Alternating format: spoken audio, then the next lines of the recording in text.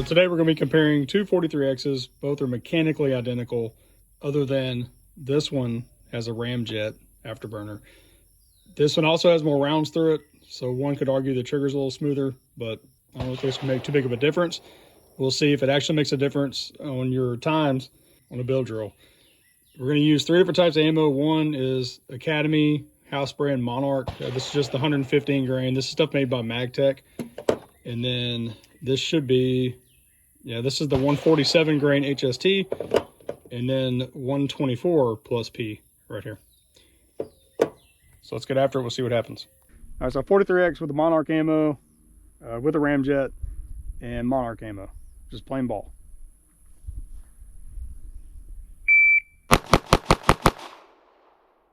Okay, and this is a 43X with the Ramjet. This is 124 grain HST plus P.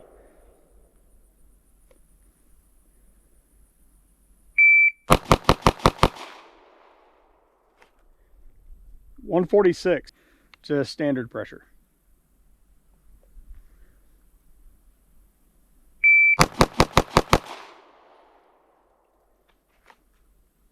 .130, plain 43X, no Ramjet. Again with the Monarch, 115 grain.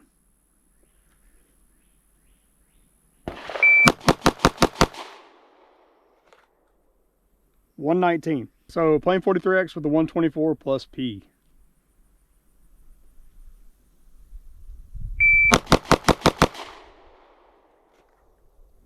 .122. All right, plain 43X with 147 grain HST.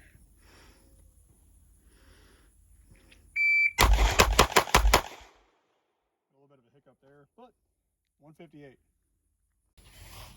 And just because folks will complain that I was just running super fast, there's all the hits right here. Those are my up here earlier for somebody else who was shooting with me, but this is everything down here. So I mean, not all these on hits, but pretty close. So what did we learn? Probably not a lot, because this isn't scientific and I'm not a guru either. Just a dude who shoots, I like to make videos. Does the Ramjet Afterburner feel a bit flatter? Yeah, maybe. But it's truthfully hard to say for me, even shooting them side by side. However, when I reviewed the video, it did look like the pistol may be staying flatter on the recoil impulse with the Ramjet.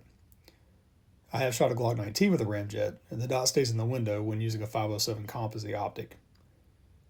I suspect that I don't see this in the 43X because it has a 507K, which is a significantly smaller window than the 507, much less the 507 comp. It's also hard to say whether there's an accuracy or grouping improvement since I wasn't trying for that in this video. But if it is staying flatter at the muzzle during the recoil impulse, then you could reason that it would be tighter grouping. But maybe another test for another day. As far as the times, I didn't see any vast improvement there. But at the same time, at some point your trigger finger plays a big role in your shooting speed. Especially if you're working on a flash sight picture, which I was. The good old C-Red bang sight picture.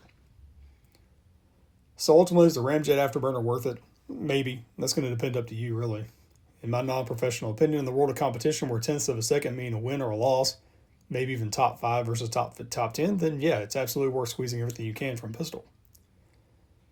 In the self-defense world, I'm just not really sure. Folks argue about night vision loss, shooting from attention issues. And I personally don't think it's hurting anything, but if you have poor recoil control, this is not the solution. Training and shooting would be a much better use of your time and ultimately your money.